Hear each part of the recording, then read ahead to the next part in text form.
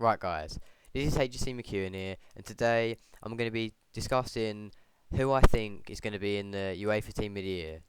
Sorry for the shitty upload on Monday, but well, it's Friday and today's going to be a better video. Anyway, onto the video. So, every year they announce the PFA Team of the Year, and it's always based on usually the best clubs. And obviously, this year, as is the World Cup year, it'll be based on the teams who've done the best at the World Cup. Therefore, meaning it's likely to contain mainly Bayern Munich players and Real Madrid players, obviously, maybe a few Atletico players, and likely, obviously, the German players. And obviously, the two that are always in it, Ronaldo and Messi. So, let's start. Goalkeeper. Obviously, there is a lot of good goalies. We have Courtois coming up, Hugo Lloris, who I really rate, even though he's a Tottenham player. But quite obviously, it's going to be Manuel Neuer. What a machine this guy is. I love watching him, and he makes some really outstanding saves. He can do every part of being a goalkeeper, and will 100% be in the UEFA Team of the Year this year. Next, the defence. Fullbacks have been on the rise, I guess, recently because I'm going to start with the left side and I'm going to say Alaba because there's no way that anyone on the left side of the fence is better than him at the moment. Obviously, for Germany, there wasn't really anyone at the World Cup. The only position they don't really have anyone that good in, and Madrid only have Marcelo, and I think he's way too attacking and not defensive enough. Centre backs, I'm gonna have to say Ramos because he scored the really crucial goal in the Champions League final, and although not a great World Cup for Spain, he had a quite good season with Real Madrid.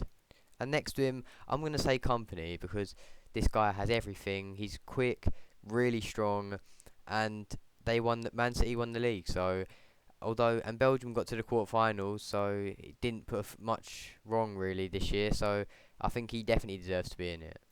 And on the right, although he's not really a right back anymore, Philip Lahm got to take that spot. And on the right, although he's not really a right back anymore, Philip Lahm got to take that spot. Moving on to the midfield.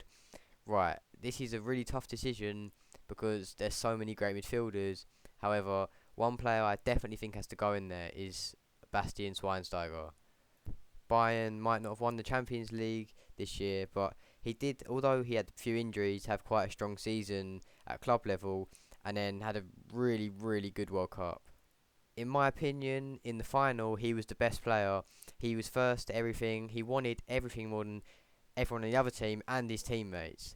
He knew in his head that he had to win that game, and he was definitely the best player on the pitch, in my opinion. The other two midfielders I'm going to go for are Yaya Toure, who was amazing for Man City. 20 goals in the Barclays Premier League is a really good feat, and I just really like watching him play as well. And the other player is going to be Gareth Bale. Although not a centre midfielder, he is a midfielder and basically won the Champions League for Madrid because he scored the crucial goal and had a really good season for Madrid anyway. Finally, onto the forwards. Honestly, I'm not going to talk much about Messi and Ronaldo because they're obviously going to be in it, and there's not much to say because they're both the best two by a lot, and there's not much to say really because they're definitely going to be in. But the main talking point is normally the third person who goes up top with these two. I think it's obviously going to be between Robben, Ibrahimovic, Muller, and I would obviously pick Aguero, but he hasn't had a full season yet. Maybe this season he'll be in it. Considering the form he's on, I can definitely see him being a contender. But after last season, only playing I think 15 games, it's not going to be his year. Right, Ibrahimovic. I'm going to start with. He had a good season for PSG. Well, I say good, probably a brilliant season, but it's not that much of a difficult league. He done okay in the Champions League, but they only got to the quarters, PSG, and obviously Sweden didn't qualify for the World Cup, which I think will probably push him out of the team this year. Anyway, I'm Robin. Bayern Munich, another top season. Won the Champions League, or got to the final, but definitely played well in the Champions League and the league.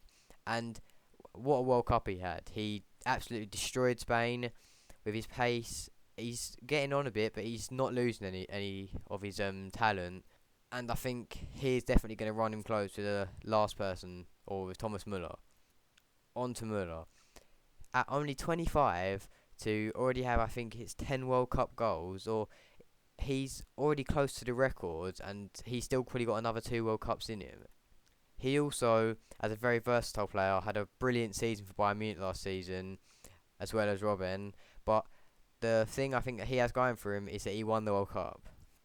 The hat trick he scored against Portugal was top class, and as well as playing well in all the other games, I think, in my opinion, I'm going to have to give it to Muller because I just think he has the edge because of winning the World Cup. Anyway, guys, that is my final Team of the Year prediction. If you have any other opinions, feel free to put them in the comments. But if not, please subscribe and like this video. That's all from me today, and I'll see you guys next time.